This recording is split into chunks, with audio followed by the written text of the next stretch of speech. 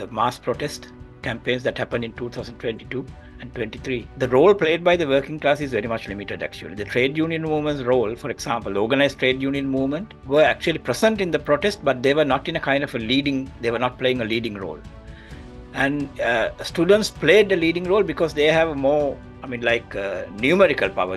They can bring like thousands of students, and the crowds, the protest campaign needed crowds.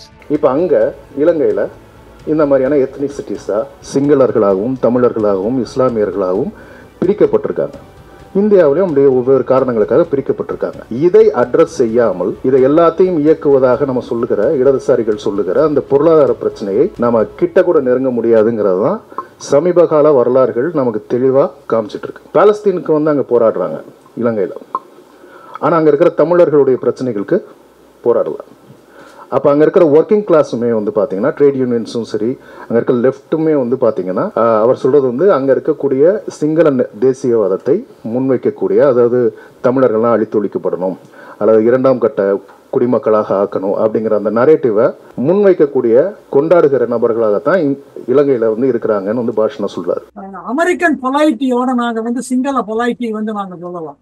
அது எப்படின்னு கேட்டிங்கன்னா, இப்போ ட்ரம்ப்புக்கும் அல்லது வந்து கமலா ஹாரிஸுக்கு நடக்கிற விவாதத்துல அதில் இருக்கிற பிரச்சனையில வந்து பாலஸ்தீன விடுதலைக்கு என்ன பிரயோஜனம்? அது மாதிரி வந்து உங்களுக்கு ராஜபக்சேவுக்கும் அல்லது ரணிலுக்கும் அல்லது வந்து ஜேவிக்கும் நடக்கிற பொலிட்டிக்ஸ்ல வந்து அங்க இருக்கிற தமிழர்களுக்கு என்ன பயன்? Bashna, in Sri Lanka, I mean, Sinhalese see Ravana as their legitimate past, powerful and king, or which they want to own it. I mean, they see Raman as invader. And in Tamil Nadu, in Dravidian movement, we declare Ravana as Tamil and Raman as an invader. And the Tamil also want to own the symbol of Ravana as their past. So if Ravana is a kind of a person who met the oppression by the invaders, by the Tamil as well as Sinhalese. And can Ravana unite both Sinhalese and Tamils?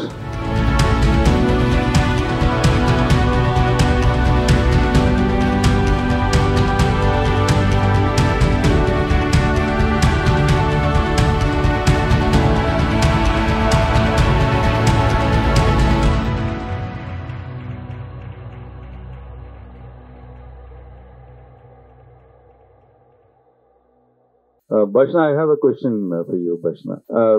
What kind of reaction does this film created in Sri Lanka? I mean, because this movie has got a kind of can create an intense discussion in the Tamils and the Sinhalese in one sense. When I looked into the reviews of Indian journals, I mean, especially in the Wire and the Print and other things, they seems to be ignoring they may not aware of the real ethnic crisis that is been there. That is the foundation of the Sri Lankan politics and the economic crisis of it, which you have put it in crisply about that. And I don't see that kind of a view in any of the Indian reviews. They saw it in a different angle and they presented in a different form on it. But as a Tamil, as a Sinhalese, we have intertwined in this issue for quite a long time.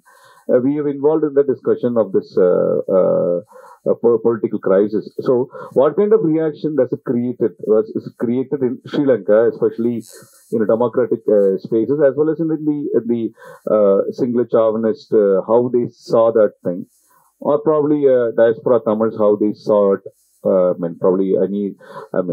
you can comment on it. Yeah.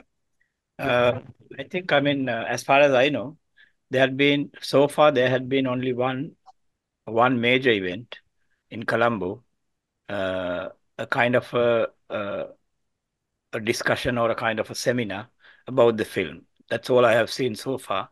And according to the kind of context that we have inside the country, that is the only event that happened about the film. And I listened to most of the speeches made in that, but certain kind of, because I disagree with, the way they look at it.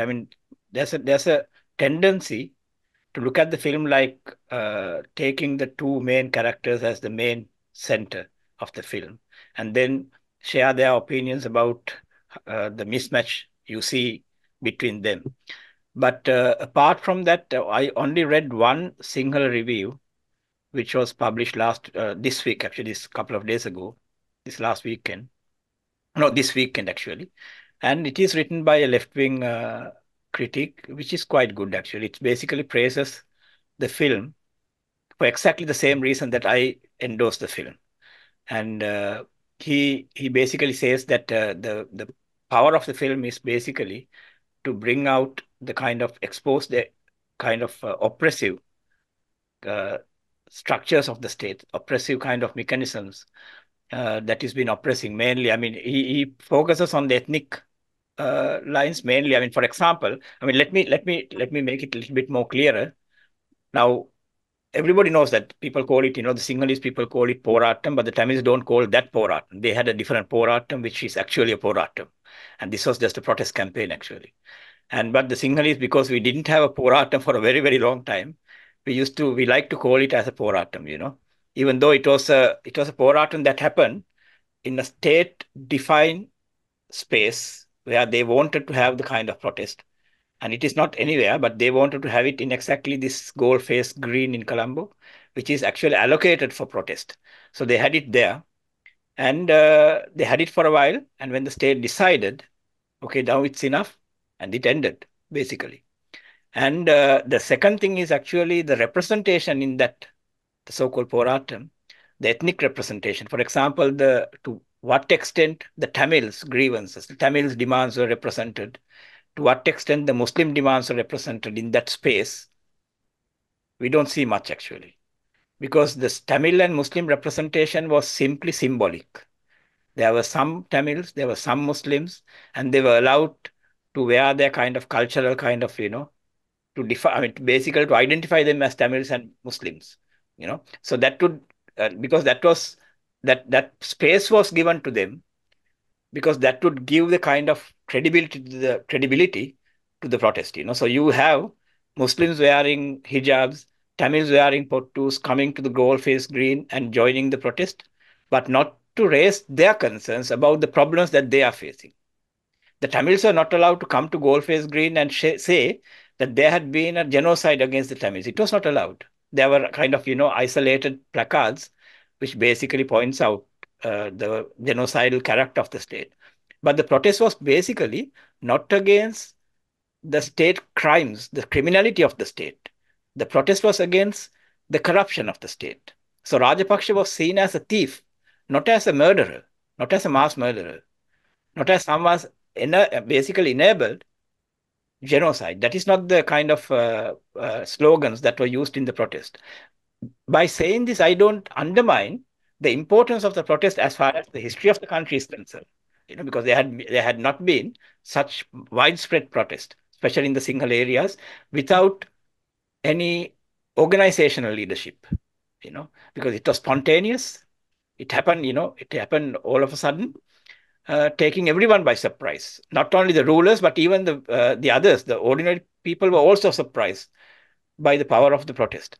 But the protest didn't have a kind of collective aspiration. It didn't put forward a collective aspiration because it was an alliance of classes, different classes. So the film, basically, I think the thing I like about the film, because the film is set in the plantation areas, in the mountain areas, in the Central Highlands, that is an area where this Poratam, the slogans of the Poratam is every day being used by the plantation Tamils. They are living under economic hardships for a very long time.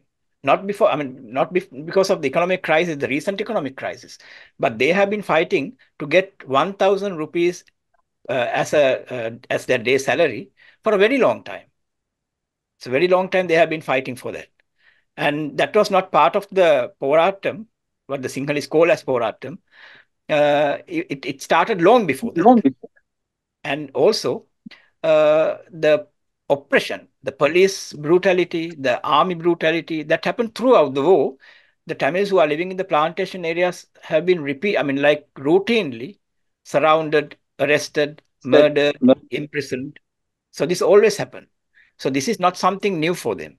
So they just come out protest and get beaten up by the police, even without the so-called kind of economic crisis and like a protest, So I think by placing the film in that region, Prasanna brings out an important aspect of the society. Because, the people who are waving the lion flags are actually Sinhalese. They are shouting slogans in Sinhala language. And then the couple passes them and reaches their destination, which is actually surrounded by plantation working class, who are Tamils. And I think in that sense, I don't think that many of these kind of points I haven't seen so far raised in the discussions that is happening in the South. I haven't seen anything yet. But I don't know to what extent it is being received by the Tamils, the Ilam Tamils, who are living in the north and east of the island. I haven't seen much of a discussion about that because I think they have more different priorities, different concerns, and different struggles, actually. So films, they do like films, they do endorse films, but I haven't seen so far, maybe there had been reviews in the Tamil newspapers, which I haven't seen, I haven't read. But among the Sinhalese, there's a limited kind of discussion in the urban areas. And even that discussion has its own limits. So this is what I see. Sorry, Eamon, if I have been too long the answer. No, it's a very it's informative. And to your point, I just have another additional question, because you said it's the protest happened in Sri Lanka in 2022 on economical demands and that line. And some of the Indian Marxist and leftists fantasize that, of course, it is something like it is quite an important thing also. Is there any possibility that Sri Lankan working class, especially Sinhalese working class and Tamil working class, can join together and rise up to change the system over there? Is it possible? Because you have presented here, like in the protests that happened in the Colombo, Tamils or Muslims couldn't able to express their real concerns, which is a result of the state oppression. Whereas the Sinhalese facing an economic crisis because of the policies of the same Sinhalese government. And it's not a possibility for them to join together to change the situations or change the system or the government, whatever it is. Is it possible for both the working class people come together? It's theoretically the answer is yes, actually, but practically there are certain, bigger problems, actually, because I think, one thing about the mass protest campaigns that happened in 2022 and 23, the role played by the working class is very much limited, actually. The trade union movement's role, for example, the organized trade union movement, were actually present in the protest, but they were not in a kind of they were not playing a leading role. And students played the leading role because they have more, numerical power. They can bring like thousands of students, and the crowds, the protest campaign needed crowds. So the students could bring the crowd. So because of that, up to a certain limit, up to a certain point, the students did lead, but not to the extent of the protest in Bangladesh. The students did play a role, but not the kind of exactly leading role. And the working class was actually, it's also more or less, even though the working class, both the Sinhalese and the Sinhalese and the Tamil working classes were severely affected by the crisis. It was mostly led by urban middle class family, middle class kind of sections. And that was a kind of problem the whole thing had. And because of that, there was a difficulty to form it into a political alliance, because the alliance that we saw on television, like people storming President's house and the presidential secretariat building, and thousands, when in an aerial photograph, it looks massive crowds bound together, fighting for one objective, one goal. But if you zoom in, not the aerial photograph, but if you zoom in as close as possible, you see there's no ideological connection between one person to another. There's no political connection. In terms of principles, there's no connection between one person to another that brought them to the roads, actually. What brought them to the roads was the anger. Anger was the only binding factor. Anger was the only binding factor. No other ideals, no political principles. The anger bound them together, and the anger affected classes differently. The middle class was angered because there were too much queues in the petrol sheds, the filling stations, there were too long queues. So the middle class were angered because there was no electricity. So once the electricity was restored, once the queues started to diminish, to fade away, the middle class went back to the houses. And not only they went back, they started campaigning against the protest. They said, now it's enough. I don't know why you are still protesting, because most of the problems have been resolved now. So I think the alliances that you saw from an aerial view was not that solid when you go onto the ground. And because of that, and the army was not deployed actually. Army was never deployed against the protesters until the last moment. And that is why the casualty levels are quite low. And we didn't see killings like happened in Bangladesh. We didn't see, not because the army was benevolent, because I think there was a calculation of the state not to get, because army was the only factor that connected the protesters with the state. The protesters had slogans shouting praise in the army. You save the island and they are destroying it. This is the kind of dominant slogan, So you save from whom? You save from the Tamils, That is what it means, So when you praise the army for saving the island, you end up within the state promoted narrative. So basically, you are siding with the state, but opposing the government in power. So you're not anti-state, but you are anti-government. And you want to get rid of a certain section in the ruling class, not every one of them. And because of why? Not because that they have carried out mass killings and genocidal slaughters.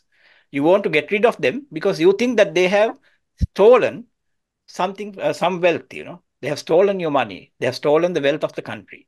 Not because that they have killed 100,000 Tamils in the north, because they have carried out pogroms against the Muslims, because they forcibly buried the Muslim victims who died of COVID. Not because of that. Because you think that they stole money. So Rajapaksa is a thief, not a killer. He was not a killer. He was not seen as a killer. So the problem is the secondary role played by the working class and the trade union movement made it impossible to make such an alliance, between the working class of the Tamils and the working class of the Sinhalese, Even though they were there, physically they were there, but they were not leading the movement. That was the kind of sad thing about the whole protest campaign, In that case, if it's supposed to be a situation where the trade unions can lead or left movements can lead a protest similar to that size, is it possible for Tamils or Muslims to join together and probably they can solve their issues? Is it possible? Is that the trade unions and other left movements been so much in support of Tamil cause or a Muslim issues and all? Could they be able to see the holistic picture of the island? If suppose the leftist of the Sri Lankan island can lead, or singly side leftist could be able to lead a public protest or a mass protest of that scale, can they able to address Tamil question? And yeah, problem is actually, it's a kind of, like a very not optimistic kind of idea I have to share. I have a pessimistic idea, because the reason is actually when the reality is pessimistic. If you want to be realistic, you have to be a pessimist, So it's like that actually. So in that sense, I think, when you say left in the country, the left, I don't know what is left from the left actually, because there's nothing much left actually from the left movement in the country. And what determines someone is on the left and right is not their position on Palestine, It's their position on what is happening on the ground. So there are so many leftists who would come onto the streets to protest against what is happening in Palestine, for example, which is good, which is quite important. But you don't see the same kind of anger, the same kind of frustration about what is happening on the ground, about what is happening to the Muslims, what is happening to the Tamils, what has happened to the Tamils, and what is still happening, ongoing, in the regions that Tamils or Muslims are living. You don't see that anger. And you think everything is, it's a matter of just getting rid of some thieves, The left is all right. So the left is actually, what is left means is actually the People's Liberation Front, or the JVP, is the kind of the biggest contender to power now in the coming elections. And everybody thinks that there's a chance for the JVP to come into power. But JVP can, they might come to power. I don't know, actually. It depends on the dynamics at the last moment. It will be determined by those dynamics.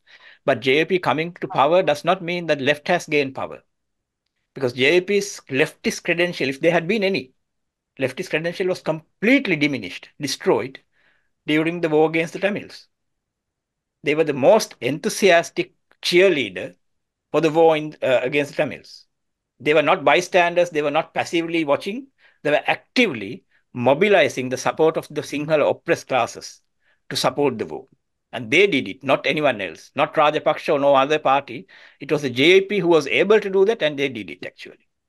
So JVP coming to power in that sense, and they have not been self-critical about such a thing at all. And I don't believe that you can be self-critical about getting involved in a genocide. You can't commit a genocide and then be self-critical and say that, I did a mistake. I shouldn't have done that, You can do that about shooting a protest and then then distancing yourself, but not about killing 100,000 people, I don't think that you cannot rehabilitate fascist. I think there's no rehabilitation program that you can bring fascist out of the fascism, There's no such thing as far as I know. And I think you know better than me because you live in India, actually. Fascism is, cannot be redeemed, It cannot be saved. And in that sense, I think the left movement, even though there's a kind of nominally left movement in the country, when you look into the principles of those principles upon which this group is based, you don't see much of left-wing kind of tendency in those principles, actually, in my opinion. Yeah. Sorry, it's a very kind of discouraging kind of answer, but that is the reality, actually. Yamuna தோழர், படத்தை பத்தி நாங்க சொன்னது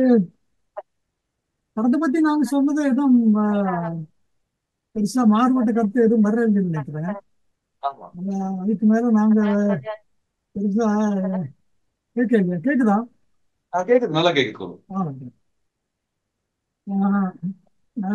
திருமுகம் சொன்ன ஒரு விஷயம் அங்க வந்து இந்த அடிக்கப்படுற அந்த தமிழர் வந்து சாகுறாரு இல்லையா, அது வந்து ஒரு எக்கனாமிக் இஷ்யூவா அல்லது வந்து ஒரு எத்தனிக் இஷ்யூவா, இந்த மாதிரி ஒரு கொஸ்டின் அவருக்கு வந்தது இல்லையா. அப்ப நானும் நினைக்கிறேன் அவுட் அண்ட் அவுட் அது வந்து எத்தனிக் இஷ்யூ தான். ஏன்னா அந்த போர்ட்ரேயல் பாத்தீங்கன்னா, அந்த கரண்ட் கட் ஆகுறதோ இல்லை எலக்ட்ரிசிட்டி போறதோ, அந்த போர்ட்ரேயல் பாத்தீங்கன்னா வந்து படம் முழுக்க இருக்கு. அதுதான் பேக்ரவுண்ட். அப்ப வந்து அந்த சிங்களீஸ் வெகுஜனங்கள் வந்து போராடுறது பெட்ரோலுக்காகவும் எரிபொருளுக்காகவும் எலக்ட்ரிசிட்டிக்காகவும் போராடுறாங்க. அதே மாதிரி பாத்தீங்கன்னா அந்த போலீஸ் வேன் வந்து ஜீப் வந்து ஒரு இடத்துல நிக்கிறது பாத்தீங்கன்னா பெட்ரோல் தீர்ந்து போய் தான் வந்து நிக்கிறோம். அதே மாதிரிதான் அந்த ஹாஸ்பிட்டல்லையும் பாத்தீங்கன்னா அதனுடைய பார்ட் ஆஃப் தட். ஆனா அடிப்படையான விஷயம் என்னன்னு கேட்டீங்கன்னா, அந்த சிஸ்டம் வந்து அழக தமிழர்களுக்கு எதிராக இருக்கு. சாகர அளவுக்கு அந்த அடிக்கப்பட்டதும் குறைஞ்ச சுவாசம் பிராணவாயு இல்லாத நிலைக்கு இறக்குற நிலைக்கும் கொண்டு வந்து வைத்தது வந்து ஸ்டேட் பவர் தான். அதனால வந்து அந்த ஸ்டேட் பவர் தான் அதுல முக்கியம். அந்த டிஸ்பாரிட்டி தான் அதுல முக்கியமா இருக்கு ஒழிய மறுபடி எக்கனாமிக்ஸ் வந்து ஒரு சைடு எஃபெக்டா இருக்கு அவ்வளவு. மற்றது இன்னொரு விஷயம் நான் சொன்னேன்னு கேட்டீங்கன்னா, ஒரு விஷயத்த ஓப்பனா விட்டுருக்காரு டைரக்டர் வந்து, ஒரு விஷயத்த ஓப்பனரா விட்டுருக்காரு. அதாவது உண்மையா அதை திருடணும் யார், திருடணும் யார் வந்து உண்மையா திருடனுக்கான காரணம் வறுமையா இருக்கலாம், அதுல வந்து வேறு எந்த விதமான வேலைகளும் இல்லாம இருக்கலாம், அதுல வந்து வாழ்வாதாரத்திற்கான எல்லா விஷயங்களும் அடைக்கப்பட்டிருக்கலாம். அது வந்து தமிழர்களா இருக்கலாம், சிங்களர்களா இருக்கலாம், மலையாள தமிழர்களா இருக்கலாம், யார் வேணாலும் இருக்கலாம். அப்ப இந்த விஷயத்துல வந்து ஒரு அந்த total society, total economic crisis, இந்த விஷயங்கள வந்து நாங்க சிந்திக்கிறதுக்கான ஒரு வாய்ப்பை வந்து அவர் வந்து அதை ஓப்பனா விட்டுருக்காருன்னு நான் நினைக்கிறேன். அது ஓப்பனா அது ஒரு முக்கியமான விஷயம் அந்த படத்துல, அந்த ஓப்பனா விட்டு ஒரு விஷயம். ஆனா யாருக்கும் தெரியாது, யாருக்கும் தெரியாது, எங்களுக்கும் தெரியாது, இயக்குனருக்கும் தெரியாது, கதாநாயக்கும் தெரியாது, கதாநாயக்கும் தெரியாது, போலீஸ்காரனுக்கும் தெரியாது. ஆனா தெரிஞ்சதெல்லாம் ஒரு விஷயம் என்னன்னு கேட்டீங்கன்னா, இந்த மாதிரி பிரச்சனைகள் வரும்போது ரொம்ப வல்னரபிளா இருக்கிறவங்க, அது வந்து அவங்க மலையகத்தில் இருக்கிறவங்க வந்து அவன் கேட்கிறாங்க, ஓ நீ வந்து மலைய தமிழனா, ஓ நீ முஸ்லீமா கேட்கிறான். That's it. இந்த மாதிரி கிரைசிஸ் வரும்போது அது ஓப்பனா யாருனாலையும் கண்டுபிடிக்க முடியாத இருக்கிற போது கூட உடனடியாக அந்த ஸ்டேட் பவர் வந்து வல்லரபுளா இருக்கிறவங்கள தான் இது பண்ணணும் என்பது அந்த படத்துல ஒரு பேசத்தக்க விஷயமா தான் இருக்கு. தோழர் யமுனா தோழருக்கு ஒரு கேள்வி கேட்குதா தோழர்? அதான் இதுல வந்து அடிப்படையில இந்த கதை இலங்கையில நடக்கிறதாக சொல்லப்படுற அந்த கதை வந்து ஒரு ஆண் பெண்ணுக்கான பிரச்சனை, அங்கே ஸ்டேட் அப்ரேஷன் அப்படியாக மட்டுமே வந்து கொண்டு போனாலுமே இந்த படம் வந்து சொல்ல போகிற கருத்து வந்து பெரிய அளவில் மாற போகிறதில்ல இல்லையா? அதுக்கு பின்னாடி ஒரு பொருளாதார காரணியை எல்லா இடங்கள்லையும் வச்சுக்கிட்டே வர்றாங்கல்ல. ஸோ அது வந்து எனக்கு பட்டதாக நான் பார்த்ததுன்னா, ஒரு பொருளாதார பிரச்சனையில் அங்கே இருக்கக்கூடிய மக்களையும், பொருளாதார பிரச்சனையை முன்வைக்காமல் அங்கே இருக்கிற ஸ்டேட் வந்து தனக்கான ஒரு அரசியல் இருக்கு இல்லையா, அந்த ஒடுக்குமுறை அமைப்பு இருக்குல்ல, அதை வச்சு தான் வந்து செயல்படுத்துது அப்படிங்கிற ஒரு இடத்தை நோக்கி போகிறதாக பட்டுச்சு. இந்த பொருளாதார பின்னணியை வந்து தொடர்ச்சியாக அந்த படத்தில் வந்து வைக்க வேண்டிய அவசியம் என்ன? அதே மாதிரி அந்த 2022ங்கிற ஒரு சூழலை பிக் பண்ண வேண்டிய அவசியம் என்னவா இருக்கும் அப்படிங்கிற ஒரு கேள்வி தான். என்னன்னா, படத்தோடைய தலைப்பை பாருங்க, பேரடைஸ். சரிங்களா? பேரடைஸ் மட்டும்தான் அந்த அந்த டைட்டில் வந்து எழுதப்பட்ட விஷயம் பார்த்தீங்கன்னா, பேரடைஸ்ல ஒரு கிராக். சரிங்களா? அப்ப வந்து அவங்க ஒரு பேரடைஸ் நோக்கி தான் போறாங்க. அமைதியா இருக்கும், எக்கனாமிக்கலா இருக்கும், அப்புறம் ஃப்ளரிஷ்டா இருக்கும், வெல்டுவா இருக்கும், ரொம்ப கம்ஃபர்டபுளா இருக்கும்ன்றது சொல்றாங்க. ஆனா அங்க போனீங்கன்னா பாத்தீங்கன்னா, அன்ரெஸ்ட் இஸ் எவ்ரிடே. சரிங்களா? அது poverty is everywhere, darkness is everywhere. சரிங்களா? அப்ப இதை நீங்க சித்தரிக்கிறதுக்கு வந்து நீங்க தேர்ந்தெடுத்து கொண்ட காலம் வந்து மிக சிறந்த காலம் என்று நினைக்காது, மிக முக்கியமான காலம். அது சப்ரஷன் வந்து அதிகமா இருக்க ஒரு காலம். மக்கள் வறுமைக்கு தள்ளப்பட்டது, இருட்டுக்கு தள்ளப்பட்ட வந்து ஸ்டேட் அப்ரஷனுடைய உச்சம் இருக்கிற ஒரு காலம் அது.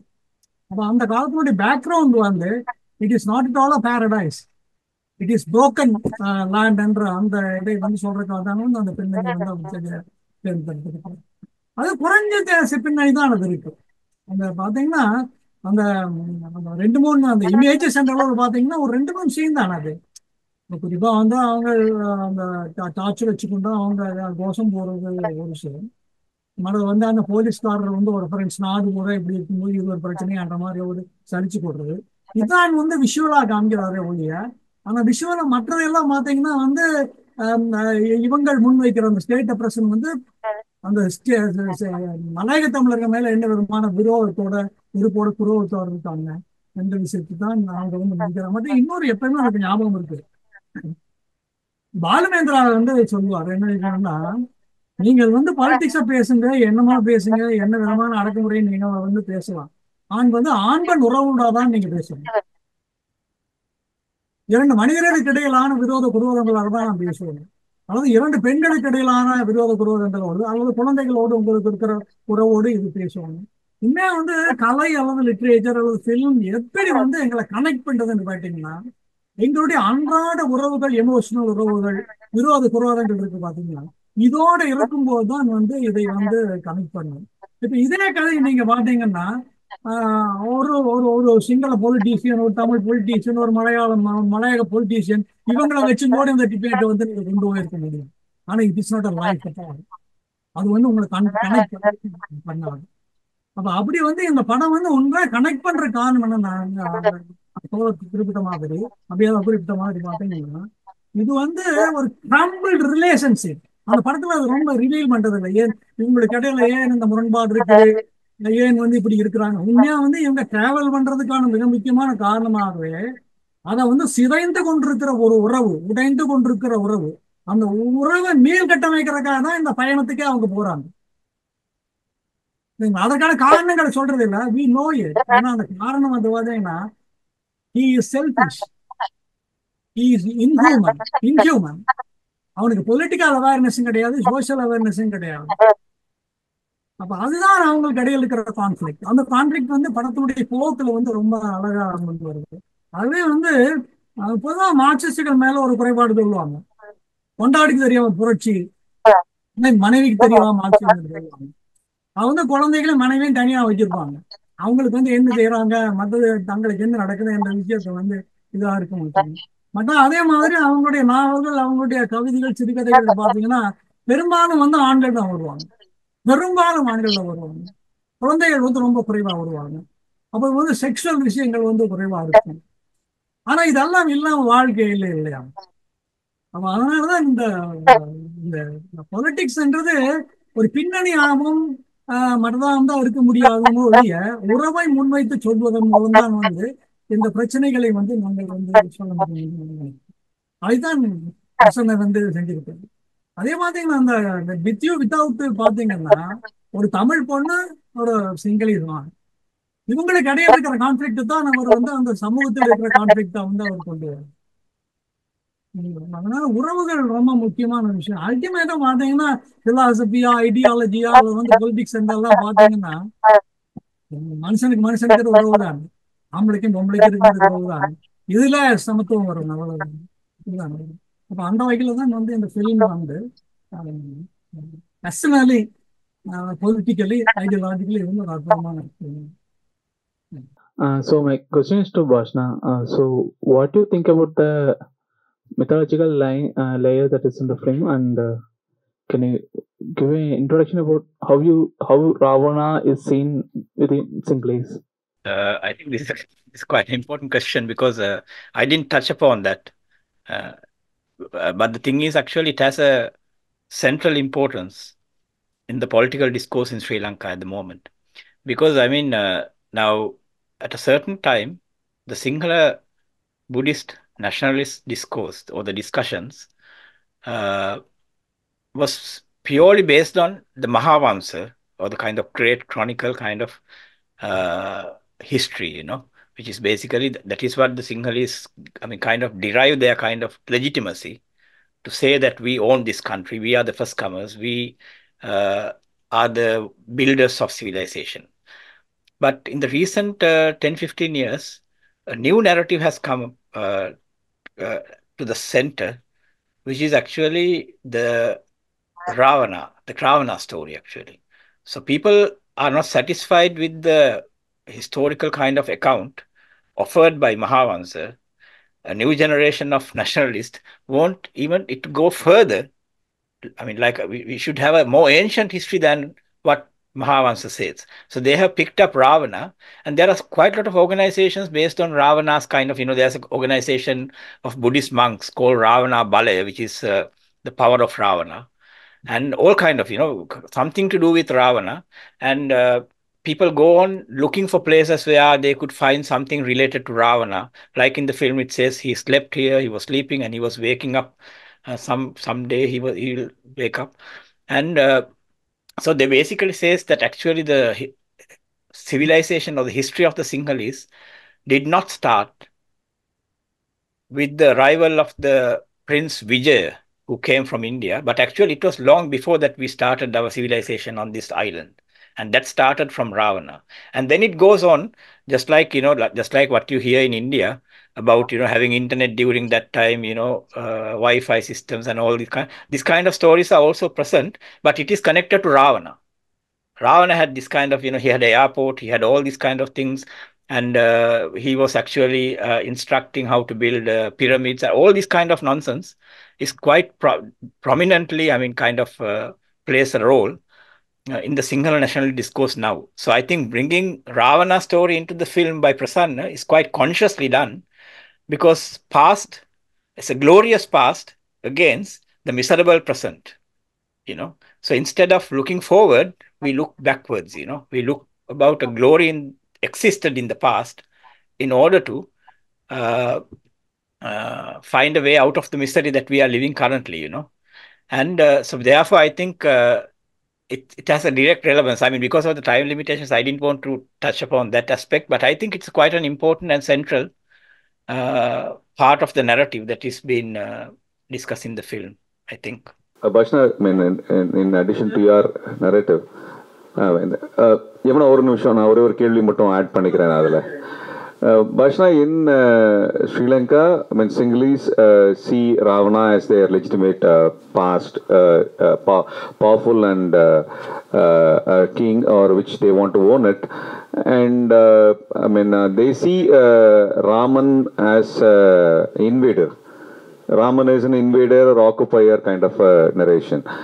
And in Tamil Nadu, in Dravidian movement, we declare Ravana as Tamil and Raman as an invader. And the Tamil also want to own the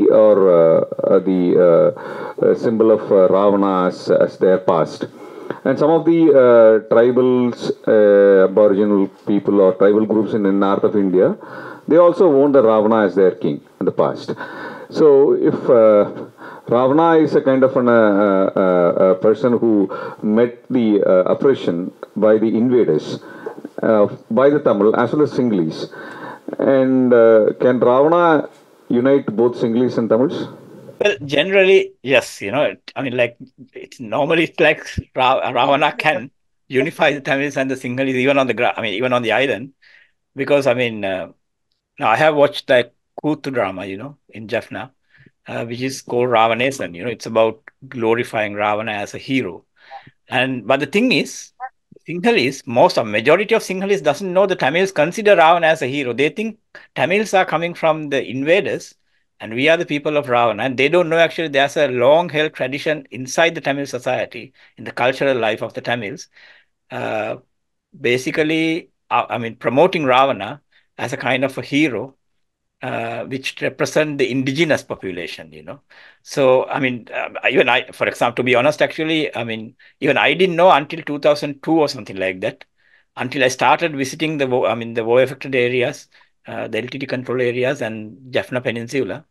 And while interacting with the kind of Tamil cultural activists and all kind of people, then I realized actually there's a strong tradition about Ravana actually among the Tamils. This I didn't know. I mean, because I wasn't anyway interested about Ravana at all, because I just don't care, whether Ravana was there or not. But even culturally, I didn't know that there was a kind of tradition in the Tamil society.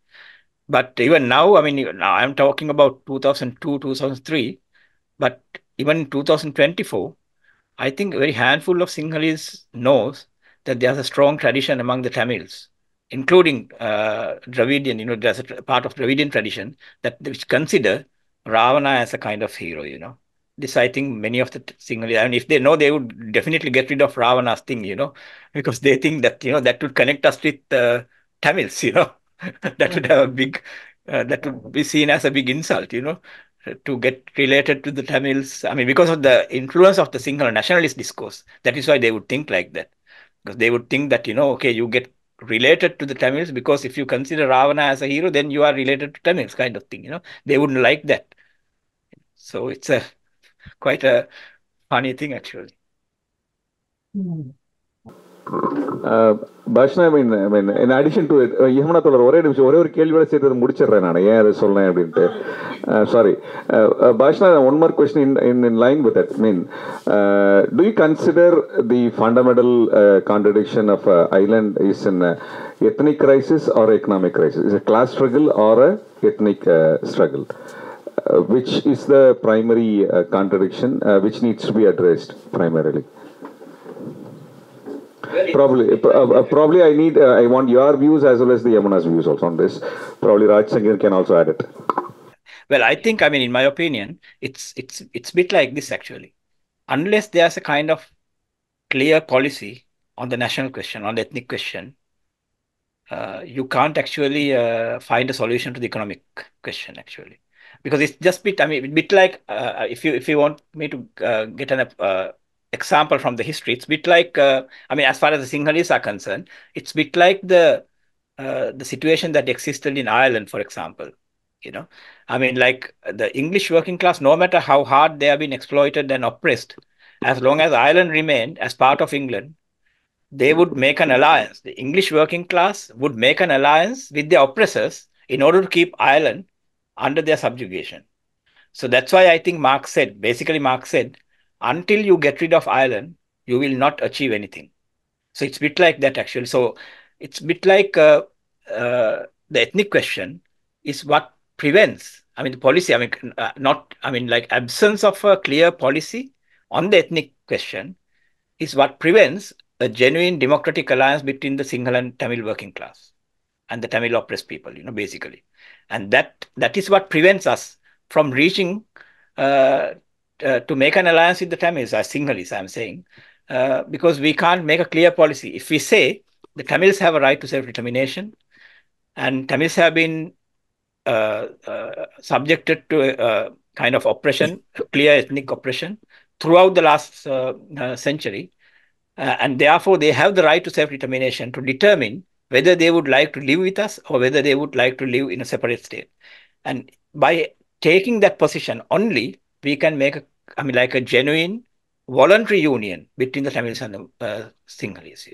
So therefore, I think even though theoretically you can say, okay, economic conditions underlie all the problems, but when it comes to practical policy, what you are going to implement, how you are going to achieve that unity can only be achieved by accepting the fact, the primacy of ethnic factor in order to make a proper revolutionary alliance. This is what I believe. இந்த ராமாயணம் ராமன் இது பண்ணும்போது நாளைக்கு சமூகம் கொஞ்சம் வாங்கிச்சிருக்கேன், முதல்ல நிறைய வாங்கியிருக்கேன். பெரிய சமூகம் கொஞ்சம் வாங்கிச்சேன். உங்களுக்கு தெரியும், பிஜேபி கவர்மெண்ட் வந்து ஜேஎன்யூவில் வந்து ஏகே ராமானுஜனுடைய 300 ராமாயண்ஸ் அந்த இது வந்து பாடத்திட்டத்தில் இருக்குங்க அவங்களுக்கு. அப்போ பிஜேபி வந்து அதை வந்து ரிமூவ் பண்ணணும், ரிமூவ் பண்ணாங்க. அப்போ அது ஒரு கமிட்டியை ஓட்டு எல்லாம் செஞ்சாங்க. அது என்னன்னா, இப்போ அவர் வந்து 1987 அந்த கட்டுரை எழுதுறாரு. 25 வருஷம் கழிச்சு அதை வந்து பேன் பண்றாங்க. அப்ப அவர் எழுதி ஒரு 3 வருஷம் கழிச்சு அது ஒரு புத்தகமா வருது. கலிபோர்னியா யூனிவர்சிட்டி வந்து ஒரு பெரிய புத்தகமா வெளியிடுது. அந்த புத்தகத்துல அது ஒரு கட்டுரை. அந்த புத்தகத்துல பாத்தீங்கன்னா ஏறக்குறைய ஒரு 40-50 கட்டுரைகள் இருக்கு. அப்ப 40-50 கட்டுரையில இந்த தாய்லாந்து ராமாயணம் சம்பந்தமான ஒரு விஷயம் இருக்கு. ரொம்ப தமாஷா இருக்கும். அதை படிச்சாங்கன்னா தாய்லாந்துக்கார யாரையும் வந்து இந்தியா வந்து மோடியுடைய இந்தியா வந்து உள்ளே விட மாட்டான். அது என்னன்னு கேட்டீங்கன்னா, ராவணனுக்கு மகதான் சீதை, ராவணனுக்கும் மண்டோதரிக்கும் பிறந்த மகள் சீதை. அவங்க வந்து அந்த பொண்ணு வந்து கைவிட்டுறாங்க. அந்த பொண்ணு வந்து ஒரு இடத்துல போய் வளர்ந்து பெருசாகுது. அப்புறம் சீதையினுடைய அழகை பார்த்து ராவணன் வந்து அவளை கடத்திட்டு வந்துடுறாரு. சரிங்களா? ராவன் வந்து பயங்கர காமபரியர். அவர் வந்து மீனோட வந்து செக்ஸ் வச்சுப்போன்னு நினைப்பாரு, தான் மீன் ஆயிடுவாரு. ஆணையோட வந்து தான் வந்து கூடுவோன்னு நினைக்கிறாரு, தான் வந்து ஆணை ஆயிடுவாரு. இப்படியெல்லாம் அவருடைய கேரக்டர் இருக்கும். அதே மாதிரி வந்து ராமன் பார்த்தீங்கன்னா, ராமன் வந்து முதல் வந்து தீயில் இறங்க சொல்றாரு. அப்புறம் வந்த பிறகு சரி, அதுக்கு பிறகு வாழ்ந்து கொண்டிருக்கும் போது வந்து சீதை வந்து ராவணனுடைய படத்தை வந்து ரகசியமா வச்சிருக்கா அப்படின்னு வந்து சொல்லிடுறாங்க ராமன் கிட்ட. அப்ப ராமன் வந்து சீதை வந்து போக சொல்லிடுறான், அவங்க அவதான் பண்ணிடுறான். பிறகு ராமன் வந்து போக ராவணனுக்கு வந்து குழந்தை பிறகுது. பிறகு வந்து கடவுள் வந்து சீதாதேவி வந்து ஏற்றுக்கொள்ளுது. ராமன் வந்து கடைசி வரைக்கும் வந்து சீதையை நம்புறே இல்லை. சீதை வந்து ராவனோடையும் வாழ்றே இல்லை, வெளியில் வந்து. பிறகு இவருடைய நீங்க நம்ம அனுமனுடைய கேரக்டர் பாத்தீங்கன்னா, அனுமன் வந்து பயங்கரமான செக்ஷுவல் பெர்வெர்ட். இப்ப மண்டோதரியை வந்து அவர் ரேப் பண்ணிடுறாரு. தாய்லாந்து ராமாயணத்தை மண்டோதரி வந்து அவர் ரேப் பண்ணிடுறாரு.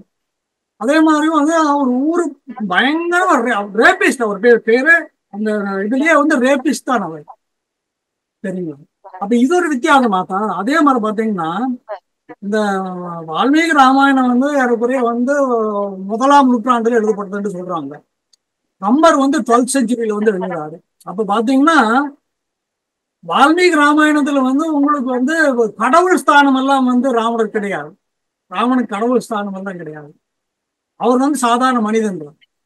அவர் வந்து சீதைக்கு வந்து அவர் வந்து பிரதானமா ரோல் வந்து வால்மீகி வந்து கொடுக்குறாரு. ஆனா கம்பர் என்ன செய்வாருன்னா சீதைக்கு வந்து பிரதானமான ரோல் கொடுக்குறாரு. கூட கவித்துவமான விஷயங்கள் வந்து சீதையின் மேல வந்து ஏற்றி சொல்றாரு. மற்றது எல்லாத்துக்கும் மேல கம்பர் என்ன செய்யறாருன்னா ராமனும் சீதையும் வந்து கடவுள் வடிவமா ஆக்கி போட்டாரு. சாதாரண மனிதனா இருந்தவர் வந்து இந்த கடவுள் ஆகிறதுக்கான அந்த கால இடைவெளி வந்து ஏறக்குறைய 12 நூற்றாண்டுகள். 12 நூற்றாண்டுகள் வந்து கடவுள் ஆயிட்டாரு. இதோட இன்னும் எதையும் நீங்க சேர்த்து பாருங்க. இந்த சாவர்கர் பாத்தீங்கன்னா சாவர்கர் வந்து அவர் வந்து ஒரு நாத்திகர். அவர் வந்து ராமாயணத்தையோ மகாபாரதத்தையோ வந்து வரலாறா வந்து ஒப்புக்கொள்றதே கிடையாது. சரிங்களா? ஆனாலும் சாவர்கரையும் ராமனையும் வச்சு ஒரு ஐடியாலஜி வந்து உருவாக்க முடியும் என்று நினைக்கிறார் அவர். அந்த ஐடியாலஜியின் மூலம் வந்து ஒரு பொலிட்டிக்கல் பவரை வந்து உருவாக்கணும்னு நினைக்கிறார்.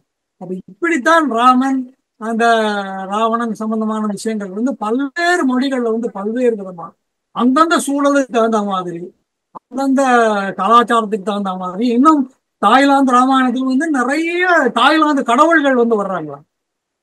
அதே தாய்லாந்தினுடைய நிறைய நாட்டுப்புற பாடல்கள் வந்து அந்த கதைகளுக்கு வருவது. ஆகவே வந்து ராமன் ராவணன் என்ற விஷயம் வந்து இந்த மாதிரி தான் இருக்கு. இன்னும் அல்டிமேட்டா சொன்னா பாத்தீங்கன்னா அந்த படத்துல வர்ற அந்த ராமர் கோயில் இருக்கு பாத்தீங்களா, அந்த அக்னி குண்டம் இது, அதை வந்து முழுக்க வந்து இப்போ வந்து இந்திய அரசாங்கம் வந்து பொறுப்பெடுக்கிறது. இந்திய அரசாங்கத்தினுடைய கட்டுப்பாட்டில் தான் வந்து அந்த கோயில் இருக்கு. அப்ப அதனுடைய இன்டர்பிரேஷன், அப்ப அது கலாச்சார பாரம்பரியத்தை காக்கிறது எல்லாம் வந்து ஸ்ரீலங்கன் கவர்மெண்ட் கட்டுப்படுத்துறது, இந்தியன் கவர்மெண்ட் கட்டுப்படுத்துறது. இந்தியன் கவர்மெண்ட் தான் கட்டுப்படுத்துறது.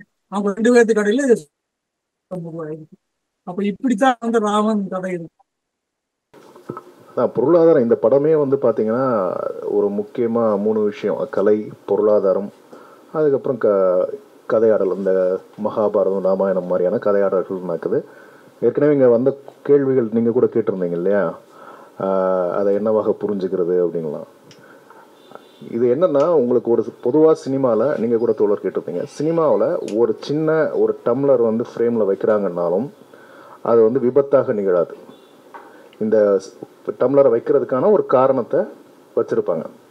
இன்னும் குறிப்பாக பார்த்தீங்கன்னா முத்திரைகள், இந்த மெட்டஃபர்ஸாக இருக்கட்டும், அதே மாதிரி ரஞ்சித் படங்கள்லாம் பார்த்தோம்னா பின்னாடி இருக்கக்கூடிய ஒரு படம் வந்து எதை வச்சு வந்து பண்ணுறாருங்கிறதெல்லாம் நம்ம விவாதிக்கக்கூடிய இடத்துல தான் வந்து இன்றைக்கி சினிமா இருக்குது. அதனால் பெரும்பாலான நேரங்களில் வெளிப்படையாக இயக்குனர் பேச முடியாத விஷயங்களை இந்த மாதிரியான சிம்பிள்ஸாகவும் அதே மாதிரி தேவையான உரையாடல்களை தூண்டி விடுவதற்கான இக்னைட்டிங் ஃபேக்டர்ஸாகவும் மட்டும் வச்சுட்டு போவாங்க. வெளிப்படையாக பேச முடியாது. ஏன்னா சென்சார்ஷிப் இருக்குது, அரசாங்கம் இருக்குது, நாடு இருக்குது, விமர்சனங்கள் இருக்குது. இதையெல்லாம் தாண்டி ஒரு படைப்பாளி வந்து தன்னுடைய படத்தை கொடுக்க வேண்டிய கட்டாயத்திலேருந்து எடுக்கும்போது நம்ம நினைக்கிற மாதிரி வெளிப்படையாக படத்தை கொண்டு வந்துட முடியாது. அதனால தான் திரும்ப இந்த இதுக்குள்ளே வந்து முக்கியமான விஷயம், இப்போ நீங்கள் பஷானா பேசுனதெல்லாம் வந்து பார்த்தீங்கன்னா economic conflict and ethnic conflict, இலங்கையில் இருக்கக்கூடிய பிரதான பிரச்சனைகள் வந்து 2 தான். இந்த 2 பிரச்சனையை தான் இந்த படம் வந்து ஹேண்டில் பண்ணுது. பின்னணியில் பொருளாதார பிரச்சனை, அதுக்கு படத்தை முடிகிற இடம் வந்து பார்த்தீங்கன்னா எத்னிக் கான்ஃப்ளிக்டில் முடியுது. இப்போ வந்து தோழர் கேட்ட மாதிரி இடதுசாரிகள் பொதுவாக பொருளாதாரம் தான் எல்லாத்துக்கும் அடிப்படை அப்படின்னு பேசுவாங்கங்கிறது ஒரு பிரச்சனை. அந்த உரையாடல் வந்து இந்தியாவில் எப்படி வந்து நடந்துட்டு இருக்குன்றதெல்லாம் நீங்கள் கவனிச்சிருந்தீங்கன்னா சாதி சார்ந்து இந்திய இடதுசாரிகள் கட்சிகளுக்கு இருந்தக்கூடிய பிரச்சனைகள் வரலாற்று பூர்வமாக நிறைய உரையாடி அதுக்கப்புறமா இப்போதை வந்து இந்தியாவில் சமூகத்தில் புரட்சியோ இல்லை வந்து இடதுசாரிகள் வந்து மேலே எழுந்து வருவதற்கோ முன்னிபந்தனையாக இங்கே இருக்கக்கூடிய சாதியை நம்ம அட்ரஸ் பண்ண வேண்டிய கட்டாயம் இருக்கிறது அப்படின்ற இடத்துக்கு வந்திருக்காங்க. இதுக்கு அவங்களுக்கு ஒரு இவ்வளோ காலகட்டமாக இருக்கு. ஸோ சாதியை நீங்கள் வந்து ஒரு பண்பாட்டு ரீதியான முரண்பாடுன்னு புரிஞ்சுக்கிட்டோம்னா இலங்கையில் எத்னிக் கான்ஃப்ளிக்டாக பார்க்குறோம் இல்லையா, கிட்டத்தட்ட அந்த தன்மைக்கு நெருங்கி வரக்கூடிய ஒரு விஷயம். அம்பேத்கர் வந்து சொல்லுவார், கம்யூனிஸ்டுகள் வந்து பொதுவாக மார்க்ஸ் வந்து என்ன சொல்லுவார்னா ஒர்க்கிங் கிளாஸ் வந்து பிரிஞ்சு இருக்கக்கூடாது, நம்ம வந்து ஒன்று திரட்டணும் அப்படின்னு வந்து சொல்லுவார். அம்பேத்கர் வந்து இந்தியாவில் உழைக்கும் வர்க்கம் சாதிகளாக பிரிந்து கிடைக்கிறதுன்னு வரும். இப்போ அங்கே இலங்கையில் இந்த மாதிரியான எத்னிசிட்டிஸாக சிங்களர்களாகவும் தமிழர்களாகவும் இஸ்லாமியர்களாகவும் பிரிக்கப்பட்டிருக்காங்க. இந்தியாவிலையும் அப்படியே ஒவ்வொரு காரணங்களுக்காக பிரிக்கப்பட்டிருக்காங்க. இதை அட்ரஸ் செய்யாமல் இதை எல்லாத்தையும் இயக்குவதாக நம்ம சொல்லுகிற இடதுசாரிகள் சொல்லுகிற அந்த பொருளாதார பிரச்சனையை நம்ம கிட்ட கூட நெருங்க முடியாதுங்கிறது தான் சமீப கால வரலாறுகள் நமக்கு தெளிவாக காமிச்சிட்டு இருக்கு. இப்போ கூட பாஷ்னா தோழர் சொன்ன மாதிரி பாலஸ்தீனுக்கு வந்து அங்கே போராடுறாங்க இலங்கையில். ஆனால் அங்கே இருக்கிற தமிழர்களுடைய பிரச்சனைகளுக்கு போராடல. அப்போ அங்கே இருக்கிற ஒர்க்கிங் கிளாஸுமே வந்து பார்த்தீங்கன்னா ட்ரேட் யூனியன்ஸும் சரி, அங்கே இருக்கிற லெஃப்ட்டுமே வந்து பார்த்தீங்கன்னா அவர் சொல்கிறது வந்து அங்கே இருக்கக்கூடிய சிங்கள தேசியவாதத்தை முன்வைக்கக்கூடிய, அதாவது தமிழர்கள்லாம் அழித்தொழிக்கப்படணும் அல்லது இரண்டாம் கட்ட குடிமக்களாக ஆக்கணும் அப்படிங்கிற அந்த நரேட்டிவை முன்வைக்கக்கூடிய கொண்டாடுகிற நபர்களாகத்தான் இலங்கையில் வந்து இருக்கிறாங்கன்னு வந்து பாஷ்னா சொல்கிறார். இப்போ நமக்கான அதே கேள்வி தான். பாலஸ்தீனில் இஸ்ரேலிய உழைக்கும் வர்க்கத்தையும் பாலஸ்தீன உழைக்கும் வர்க்கத்தையும் ஒன்றிணைத்து தீர்வை கொண்டு வந்துட முடியுமா? அவர் பாஷ்னா வந்து தெளிவாக சொன்னது தியரட்டிக்கலாக கரெக்ட், யதார்த்தத்தில் தான் என்னவா இருக்குது. நீங்கள் இப்போ வந்து யதார்த்தத்தில் எனக்கு பிரெட் வந்து அங்கே நீங்கள் இந்த 2022 நடந்த முக்கியமான அந்த பொருளாதார பிரச்சனையப்போ அந்த முக்கியமான ஃபோட்டோகிராஃப் என்னென்னா, ஒரு பிரெட்டு வந்து கிடைக்கும் ஒருத்தருக்கு ஆனந்தமாக, ஒரு பெரும் போராட்டத்திரள், அதில் வந்து ஒருத்தர் வந்து பிரெட்டை எடுத்துகிட்டு ஓடுவார் ஆனந்தமாக. ஓகேவா? இப்போ அந்த பிரெட்டு வந்து சிங்களனுக்கு எடுத்து போகுதா, இது இஸ்லாமியருக்கு வந்து எப்போ போகுது, தமிழனுக்கு எப்போ போகுது, மலையக தமிழனுக்கு எப்போ போகுதுங்கிறது இருக்கு இல்லையா? இது எல்லாமே அங்கே இருக்கக்கூடிய ஸ்டேட் ஸ்ட்ரக்சர் வந்து எப்படி வந்து ஒடுக்குமுறையை லெவல் பை லெவலாக வச்சிருக்குங்கிறத பொறுத்து தான் போகும். ஒளிவு திவசத்தை கழின்னு ஒரு படம், மலையாள படம் வந்தது. அந்த படம் பார்த்துருக்கீங்களான்னு தெரியல. அதில் வெறுமனே விளையாட்டாக தொடங்குற ஒரு விஷயம் கூட கடைசியில் தலித்தை கொள்வதாக முடியும். விளையாட்டாக தொடங்குற விஷயம் கூட இந்தியாவில் வந்து தலித்தை கொள்வதாக முடியுதுங்கிற மாதிரி வந்து அந்த படத்தை பண்ணியிருப்பாங்க. இந்த படமும் இறுதியில் இருக்கிறதுலே வந்து கடைநிலையாக இலங்கையில் இருக்கக்கூடிய மலையக தமிழனை ஈஸியாக வந்து காலி பண்ணுறதை நோக்கி தான் வந்து இந்த ஸ்டேட் அட்ராசிட்டி போகுது அப்படிங்கிறது தான் வந்து இந்த படம் முடியுது. அதனால் இதில் வந்து economic conflict and ethnic conflict, what supersedes what, இது வந்து ஒன்னோட ஒன்று இணைஞ்சு செயல்படுதா இல்லை ஒன்றை தாண்டி ஒன்று வந்து செயல்படுதா அப்படிங்கிற கேள்வியை அவரே தெளிவாக வந்து முன்ன வச்சிருக்கிறார்.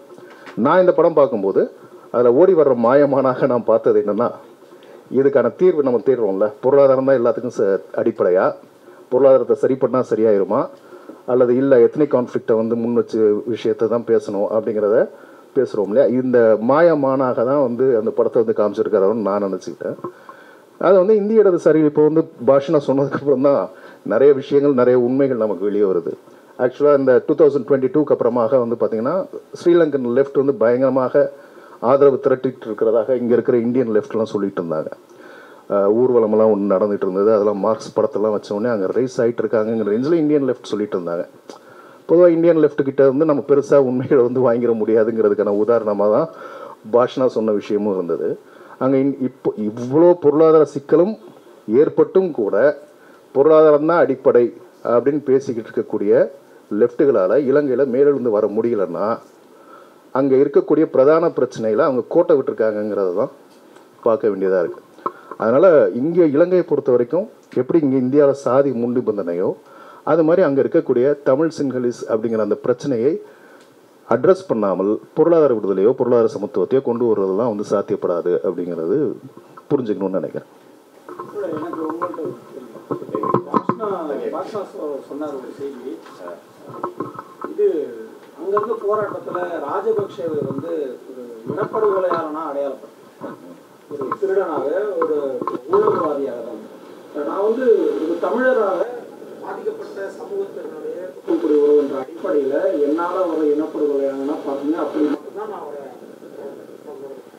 நாட்டையே முழுமையாக கொள்ளையிட்டிருந்தால் கூட 100 பேரை கொண்டு இருந்தால் கூட நான் அவர் இனப்படுகொலையாளனா தான் சொல்லுவேன். ஏன்னா அதுதான் மிகப்பெரிய மனித. ஆனால் சிங்களவர்களுக்கு அந்த பார்வைகள், சிங்களவர்கள் அந்த இனப்படுகொலை முடிந்த தருவாயில் கூட இந்த 2022க்கு முன்னாடிப்பட்ட காலத்தில் கூட அவரை வந்து தங்களுக்கான இந்த நாட்டை பாதுகாத்து கொடுத்த ஹீரோவாக தான் கடைசி வரைக்கும் பார்த்துட்டு இருந்தாங்க. அதுதான் இயல்பு மனிதர்களோட, சராசரி மனிதனோட பார்வை. அப்போ அவர்களுக்குடைய பிரச்சனையில இருந்து அவங்க போராட ஆரம்பிப்பாங்க. அப்படி போராடுறவங்க நீங்கள் வந்து இனப்படுகொலையாளனா பார்க்கல அப்படின்னு சொல்ல சரியான ஒன்று. அதுதான் விமர்சனமா சொல்றாரு. அப்படி ஒரு அரசியலாக கட்டமைக்கப்படலை அந்த போராட்டம்ங்கிறது. அந்த அந்த அந்த அந்த தீவினுடைய பிரச்சனையை தீர்க்காது அப்படிங்கிறதான் அவர் சொல்றாரு. அதான் அவர் தெளிவாக வெளிப்படையாக சொல்றாரு. எதிர்பார்க்கவே முடியாது. அதுதான் அவர் சொல்றாரு. விமர்சனமாக தான் வைக்கிறாரு. வேற ஏதாவது கேள்விகள் இருக்குங்களா? நிறைவு செய்யலாமா?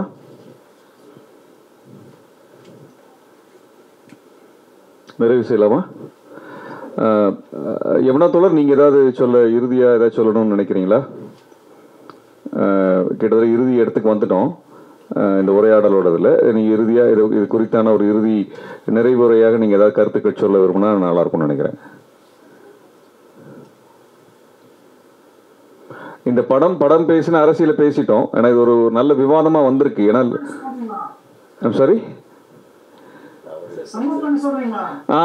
சம்மப்புங்கிறத விட உங்களுடைய பாயிண்ட் ஆஃப் வியூ கடைசியா நீங்க, ஏன்னா இந்த படத்துல நம்ம அதோட கிரியேட்டிவ் ஆஸ்பெக்டையும் பேசிட்டோம், படத்துடைய முக்கியத்துவம் பத்தி பேசிட்டோம், அது பின்னால் இருக்கக்கூடிய அரசியலை பேசினோம். பல்வேறு அரசியல் விவாதம் ரொம்ப ஆழமான விவாதம் கடந்த கிட்டத்தட்ட 2.5 மணி நேரமா நடந்திருக்குது. ஸோ இதில் இந்த படத்தின் மூலமாக ஒரு விவாதம் வந்திருக்கிறதா நான் பார்க்குறேன். இந்த டிஸ்கஷனோட பியூட்டி நான் இந்த படம் இந்த தெற்காசிய பிராந்தியத்தினுடைய ஒரு மையமான பிரச்சனையை ரொம்ப அழகாக விவாதித்திருக்குதுன்னு நான் நினைக்கிறேன். அது ஒரு கிரியேட்டிவ் ப்ரொடக்ஷன் மூலமாக விவாதத்துக்கு கொண்டு வந்திருக்கிறதா பார்க்குறேன். இந்த விவாதமும் கூட ஒரு மிக முக்கியமான விவாதமாக நான் பார்க்குறேன். இப்படி ஒரு விவாதம் நம்ம தமிழ்நாட்டில் நான் அதிகமாக பார்க்கல. ஏன்னா நம்ம தரப்பு, தமிழ்நாட்டு தரப்பு மட்டுமே பேசுவதாக இருந்திருக்கிறது.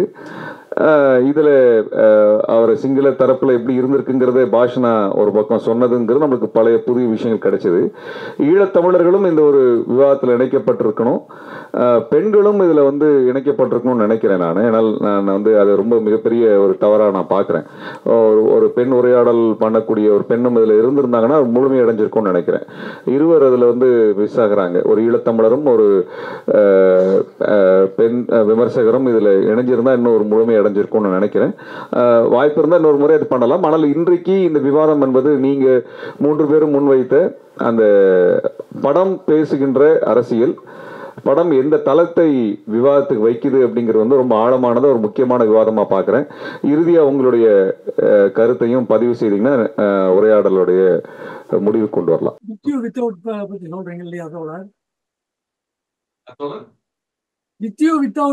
சம்பந்தமான விஷயங்கள் எப்படி சொல்றீங்களா? இல்ல நான் அது சொல்லல, பொதுவா படத்தை பார்க்க நான் என்ன சொல்றேன்னா, நான் இந்த படம் ஒரு நல்ல விவாதத்தை கொண்டு வந்திருக்கிறதா நான் பாக்குறேன். ஒரு ஆழமான விவாதத்தை கொண்டு வந்திருக்கிறதா நான் பாக்குறேன்.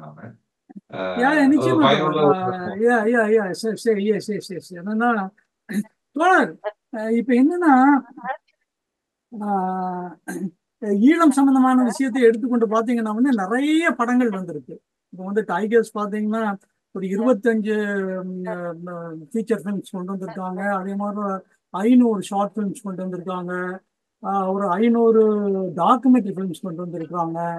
அதே மாதிரி ஈழ பிரச்சனை சார்ந்து இன்டர்நேஷனலா பாத்தீங்கன்னா வேறு மொழிகள்லையும் ஃபீச்சர் ஃபிலிம் சோபா சக்தின்னு எடுத்து அந்த படம் பாத்தீங்கன்னா அது கேன்ல விருது பெற்றது. அதே மாதிரி ஈழத்தமிழர்கள் இப்ப நிறைய படங்கள் பண்றாங்க. சினிமாவில் ஒரு மிகப்பெரிய இம்பேக்டை கொடுத்துருக்கு. இப்ப இன்னும் பாத்தீங்கன்னா அண்மையில் நடந்த தேசிய விடுதலை போராட்டங்கள் எடுத்துட்டீங்கன்னா குர்திஷ் மற்றும் பாலஸ்தீனம் மற்றும் ஈழம். அப்ப இதுல பாத்தீங்கன்னா புகையான படங்களை ஈழத்தமிழர்கள் எடுத்திருக்காங்க. இந்த அளவுக்கு குர்திஸ்தான்ல படங்கள் அந்த அளவுக்கு வந்ததில்லை. ஆனா ஒரே ஒரு வித்தியாசம் என்னன்னு கேட்டீங்கன்னா, ஈழத்தமிழர்கள் இங்க பறந்து விரிந்திருக்கிறாங்க, ஐரோப்பாவில் இருக்கிறாங்களே ஒழிய ஈழம் சார்ந்து அவங்களுடைய அனுபவங்கள் சினிமாக்களை சொல்லி இருக்கிறாங்களே ஒழிய மற்றபடி இங்க இருக்கிற மாஸ்டர் பிலிம் மேக்கர்ஸ் ஒரு லாங்குவேஜ் டெவலப் பண்ணியிருக்காங்க இல்லையா. இப்போ யூரோப்பியன் பிலிம் மேக்கர்ஸ் ஒரு மாஸ்டர் பிலிம் மேக்கர்ஸ் டெவலப் பண்ணியிருக்காங்க. அந்த லாங்குவேஜை உள்கொண்டு அவங்க குறிப்பிடத்தக்க படங்களை தங்களுடைய நிலம் சார்ந்தோ அல்லது இங்க இருக்கிற அவங்களுடைய அனுபவங்கள் சார்ந்தோ உருவாக்கவில்லை என்றுதான் நான் சொல்றேன். இன்னொரு விஷயம் என்னன்னு கேட்டீங்கன்னா, இப்ப பலஸ்தீனியன் மூவ்மெண்ட் மாதிரியோ அல்லது குர்திஸ்தான் மூவ்மெண்ட் மாதிரியோ இங்க இருக்கிற யூரோப்பியன் இன்டலெக்சுவல்ஸ், யூரோப்பியன் ஆர்டிஸ்ட் அல்லது இங்க இருக்கிற யூரோப்பியன் ஹியூமன் ரைட்ஸ் மாதிரி ஆட்களோட இன்டராக்ஷன் அவங்களுக்கு குறைஞ்சபட்சம் குறையுது. இப்போ உதாரணமா நான் சொன்ன பாத்தீங்கன்னா, ஈழ விடுதலை போராட்டம் ஏறக்குறைய 30-35 ஆண்டுகள் நடந்து வருது. இப்ப குர்திஸ்தான் விடுதலை போராட்டம் வந்து இதே அளவுக்கு தான் நடந்து வருது. ஆனா பாத்தீங்கன்னா இன்னைக்கும் பாத்தீங்கன்னா இப்ப கூடிஸ் இன்டர்நேஷனல் ஃபிலிம் ஃபெஸ்டிவல் வந்து உங்களுக்கு வந்து யூகேல நடக்குது, அதே மாதிரி வந்து யுஎஸ்ஏல நடக்குது, அதே மாதிரி நீங்க நார்வேல நடக்குது, சரிங்களா? அதே மாதிரி பலஸ்தீனியன் ஃபிலிம் ஃபெஸ்டிவல் பாத்தீங்கன்னா ஒரு வருஷம் இங்க வந்து லண்டன்ல நடக்குது, கிளாஸ்கோவில் நடக்குது, மான்செஸ்டர் நடக்குது, எல்லா தலைநகரங்கள்லயும் வந்து நடக்குது. அதே மாதிரி வந்து உங்களுக்கு வந்து யுஎஸ்ஏ நடக்குது, ஐரோப்பாவில் இருக்கிற எல்லா நாடுகளையும் நடக்குது. ஒரு மாஸ்டர் ஃபிலிம் மேக்கர் ஒரு 2-3 பேர் உருவாகிருக்காங்க.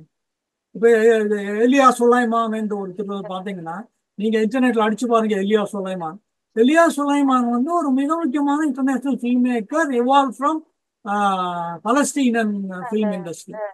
அப்ப அந்த மாதிரி வந்து ஒரு நீண்ட பாரம்பரியம், அதே மாதிரி நீண்ட கலை இலக்கிய வெளிப்பாட்டு வடிவங்கள் இருக்கிறவங்க வந்து பாத்தீங்கன்னா இன்டர்நேஷனலா ஒரு விடுதலை போராட்டத்துல கொண்டு போறதுல ஒன்று அரசியல் சார்ந்த விஷயங்கள், மற்றது வந்து மனித உரிமை சார்ந்த விஷயங்களுக்கு அப்பால கலை இலக்கியம் சார்ந்த விஷயங்கள் ஒரு முக்கியமான விஷயங்கள்.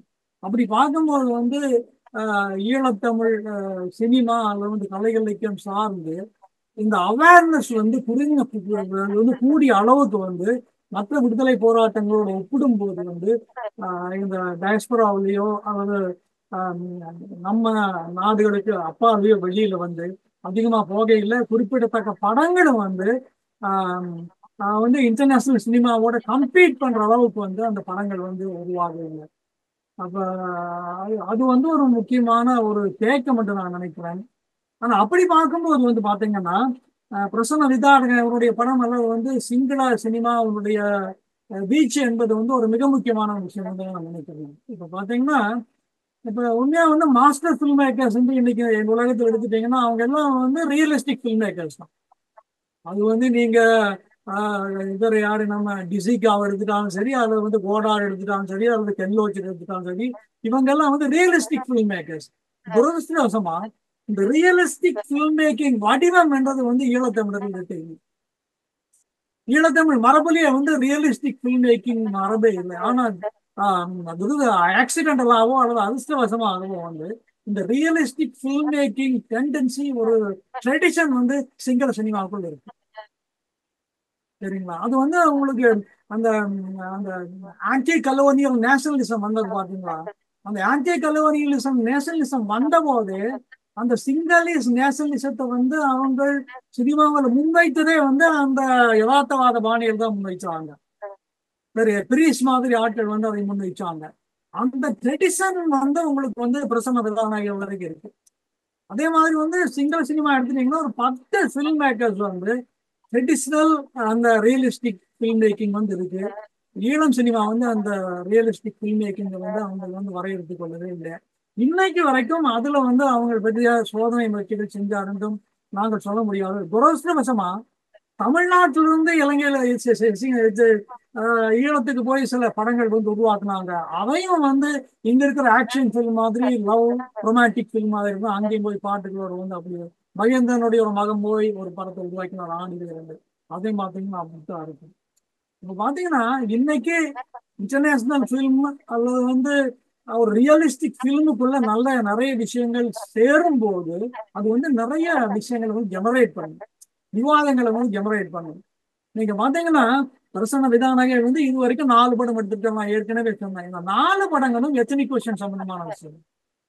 இந்த 4 படங்களும் வந்து தமிழர்கள் சம்பந்தமான விஷயங்கள், தமிழர்கள் போராட்டம் சம்பந்தமான விஷயங்கள், அப்புறம் வந்து தமிழ் பெண்களை வந்து சிங்கள ராணுவம் வந்து பாலியல் வல்லுறவு செய்வது சம்பந்தமான விஷயங்கள், சிங்கள பெண்கள் வந்து எப்படி சிங்கள ராணுவத்தினால் வந்து எக்ஸ்ப்ளாய்ட் பண்ணப்படுறாங்க என்று சம்பந்தமான விஷயங்கள்.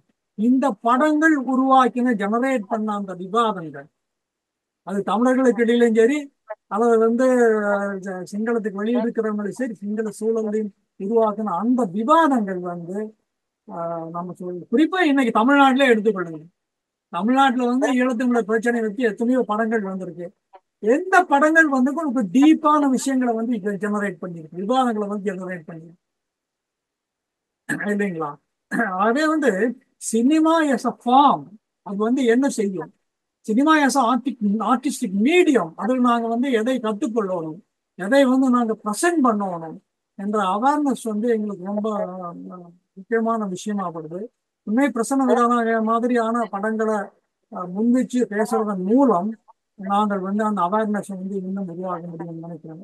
அந்த வகையில இந்த வாசனா வந்து இந்திய இந்த ஃபில்ம் வந்து ஒரு 25% பேசிட்டு ஒரு 75% வந்து இந்த இதைய முன் வச்சு இதை வந்து விளக்க வேண்டிய சூழல் வந்து ரொம்ப முக்கியமான விஷயம். ஏன்னா எங்களுக்கு அவர் திட்டவட்டமா பல விஷயங்களை சொல்லியிருக்காரு. வந்து பொருளாதார ரீதியான அங்க மாற்றங்கள் வரக்கூடிய வாய்ப்பு இருக்கா, அவர் வந்து இனப்பிரச்சனைக்கான வாய்ப்பு இருக்கா என்ற விஷயத்தை வந்து ரொம்ப தெளிவான சொற்களை சொல்லியிருக்காரு. அது வந்து இப்ப பாத்தீங்கன்னா இந்த அமெரிக்கன் பொலைட்டியோட நாங்க வந்து சிங்கள பொலைட்டி வந்து நாங்க சொல்லலாம். அது எப்படின்னு கேட்டீங்கன்னா, இப்ப ட்ரம்ப்புக்கும் அல்லது வந்து கமலா ஹாரிஸுக்கு நடக்கிற விவாதத்துல அதுல இருக்கிற பிரச்சனையில வந்து பாலஸ்தீன விடுதலைக்கு என்ன பிரயோஜனம்? அது மாதிரி வந்து உங்களுக்கு ராஜபக்சேவுக்கும் அல்லது ரணிலுக்கும் அல்லது வந்து ஜேவிபிக்கும் நடக்கிற பொலிட்டிக்ஸ்ல வந்து அங்க இருக்கிற தமிழர்களுக்கு என்ன பயன்? சரிங்களா? ஆகவே வந்து இந்த பொலைட்டி என்றது வந்து எப்படி வந்து இனவாதத்தினாலும் அல்லது வந்து உங்களுக்கு வந்து மேலாண்மையினாலும் பிராந்திய மேலாண்மையினாலும் இருக்கின்ற விஷயத்த சொல்லுது. அந்த வகையில வந்து ரொம்ப அற்புதமான ஒரு டிஸ்கஷன். இந்த மரபு வந்து தொடரணும். மே 17 இயக்கம் முன்னெடுத்திருக்கிறது வந்து இன்னும் ரொம்ப முக்கியமான விஷயம். ஏன்னா இதுக்கு அழைப்பு விடுக்கும் போதே வந்து அவர் சொன்னார், வந்து வித்தியூ வித்தவுட் படம் வந்த போது அதுக்கு உங்கள் தமிழ்நாட்டில் பார்த்தீங்கன்னா அது வந்து தமிழர்களுக்கு எதிரான படம், ஈழத்தமிழர்களுக்கு எதிரான படம் என்ற மாதிரியான ஒரு கண்ணத்தை உருவாக்கி அதை வந்து ஹிந்தில வந்து கட்டுரை எழுதி அது ஒரு பிரச்சாரமா பண்ணி அதுக்குள்ள மே 17 இயக்கத்தையும் கொண்டு வந்தாங்க. ஆனா தோழர் பேசினபடி மே 17 இயக்கத்துக்கு அது எந்த விதமான சம்பந்தமும் கிடையாது. அப்படியான ஒரு ஆன்டகானிஸ்டிக் நிலைப்பாடும் அவர் எடுக்கவும் இல்லை. அப்படியான ஒரு நிலைப்பாடு அவர் எடுத்திருந்தாருண்டா இந்த படத்தை வந்து ஒரு விவாதத்திற்குரிய ஒரு விஷயமா ஒரு மேடையா வந்து தோழர் வந்து ப்ரொபோஸ் பண்ணியிருக்க மாட்டாரு. அந்த வகையில ஐ எம் சோ ஹாப்பி. ஒரு நல்ல டிஸ்கஷன், நிறைய விஷயங்களை நம்ம தெரிஞ்சு கொள்ளக்கூடியதா இருந்தது. இன்னும் வந்து இதன் மூலம் வந்து ரொம்ப ஆத்தன்டிக்கா வந்து நாங்கள் தெரியக்கூடியதா இருந்தது. ரொம்ப மகிழ்ச்சி. ரொம்ப நன்றி தோழர். ஒரு ஆழமான விவாதத்துக்கான ஒரு தளமாக இந்த இது உருவானதுல உங்களுடைய பங்களிப்பு ரொம்ப ரொம்ப முக்கியமானது. நீங்க முகநூல்ல எழுதின அந்த அது குறித்தான சிறு குறிப்பும் வந்து இந்த விவாதம் உருவாக்குவதற்கான ஒரு காரணமாக அமைஞ்சதை நான் சமயத்தில் சொல்லணும்னு நினைக்கிறேன். நீங்கள் எழுதினது, தோழர் ராஜ் சங்கீதன் எழுதினது வந்து இந்த படத்தை கவனத்துக்கு கொண்டு வரணுங்கிறதுக்கான ஒரு ஆவலை உருவாக்குச்சு. மற்றபடி சினிமா பார்க்கக்கூடிய ஒரு அதிகமான வாய்ப்பு எனக்கு இருந்ததில்லை. ஆனால் உங்களுடைய அந்த பதிவு வந்து இந்த உரையாடலை உருவாக்குவதற்கான ஒரு பின்னணியாக அமைஞ்சது. இந்த உரையாடலும் ரொம்ப சிறப்பானதாக ஆழமானதாக அமைஞ்சிருக்கு. அதில் ஒரு மிக முக்கியமான பங்களிப்பு நீங்கள் கொடுத்துருக்கிறீங்க. மிக்க நன்றி தோழர். Comrade Bhashna, I mean, you can give us a final comment on the discussion and any other things that you want to highlight. I mean, probably you would like to listen to it. Just a quick thing. I mean, well, to be honest, actually, I understood like 80% of the conversation, except the audio distortions sometimes from the audience I didn't understood. But apart from that, I understood the discussion, even though I could not contribute it join in Tamil. So I think for me, it's quite an important, important opportunity to share my thoughts and to get to know, like Comrade Yamuna Rajendran and Raja Sangeethan. I knew, many of them like by name, but this is the first time that we are looking at you in person. So I think it's quite an important, I don't know whether Prasanna knows about this event. And I think soon he will get to know about it, even if he doesn't know now. I think he will get to know. And I would really like to know what he thinks about it. Because I remember when this, Comrade Yamuna Rajendran said about the other film, when there was a kind of sort of a dispute about that film in Tamil Nadu, I was contacted by someone asking about Prasanna, about his background and what kind of filmmaker is he, politically where does he stand, kind of thing. So basically I said what I know about him because I know him since early 90s. And so I think this is quite an important, more than me, I think it's quite an important for the filmmaker himself to get to know about this event and to know that there's a kind of important discussion has happened in Tamil Nadu. With regard to his film. So thank you very much, Thiru, for having me for the discussion. And I look forward to work with any other events that you're planning in the future. Thank you very much. Thank you. Thank you, Bashna. Your views and the details or information that you provided, some of them are very much new to us, and it added a lot of value to our understanding of the island's politics. And surely this will help other people to understand the island's politics. Not many of us could able to see what is happening in Sri Lanka, especially on the Sinhalese side, because one thing is that we can't able to read or write about in the Sinhalese, and we are not getting the ground information or grassroots information from Sri Lanka. And of course, some of the views that you have given about the 2022 protest and the ethnic conflicts and the economic aspect of it, or class struggle to it, and the primary contradictions can give a greater light onto the subject. And I would like to thank you for your contribution and especially your time spending with us is really an important one, and we are really delighted to have you in the discussion. Thank you, Vashna. And Raj Sangeethan, நீங்கள் உங்களுடைய இறுதி கருத்துக்களை சொல்லுங்களா? முக்கியமாக இதை தமிழ் சூழல்ல இருந்து பார்க்கறது இந்த படத்தை பற்றி அப்படிங்கிறது வந்து ஒரு முக்கியமான முன்னெடுப்பு. எனக்கு தெரிஞ்சு ஒரு 2-3 அமைப்புகள் வந்து இதை எடுத்தாங்க. அதில் மே 17 அமைப்பும் வந்து ஒன்று. அந்த 2-3 அமைப்புகள் வந்து அவங்களுடைய அரசியல் நிலைப்பாட்டில் இருந்து அதை விளக்குறதுக்கு முயற்சி பண்ணாங்க. அது இல்லாமல் இன்னொரு அரசியல் நிலைப்பாடு இருக்குங்கிறதை வந்து முன் வச்சு பேச வேண்டிய அவசியம் இருந்தது. அந்த அவசியத்தை வந்து இந்த சந்திப்பு வந்து பூர்த்தி பண்ணுது. அதே மாதிரி பாஷனா முக்கியமாக அவர் சொன்ன பல விஷயங்கள் வந்து இங்கே இருக்கக்கூடிய அரசியல் பேசக்கூடிய பல பேருக்கு ஒரு முக்கியமான ரெவல்யூஷனாக இருந்தது. ஸோ தேங்க்ஸ் ஃபார் தேட் பாஷனா. யமுனா தோழர் அண்ட் அவர் வந்து இந்த படத்தை என்னவா பார்க்கணுங்கிறதெல்லாம் தெளிவாக அவர் ஆரம்பத்திலே அதை ப்ராப்பராக கட்டுடைத்து கொடுத்தது வந்து இந்த டிஸ்கஷன் போகிறதுக்கான திசையை வந்து கரெக்டாக தீர்மானித்தது. நன்றி யமுனா தோழர். இந்த நிகழ்வில் பங்கெடுத்த அனைத்து தோழர்களுக்கும், இதை ஏற்பாடு செய்த தோழமைகளுக்கும் நன்றி தெரிவித்துக் கொள்கிறோம். இந்த நிகழ்வு இதோடு நிறைவு செய்கிறோம். நன்றி.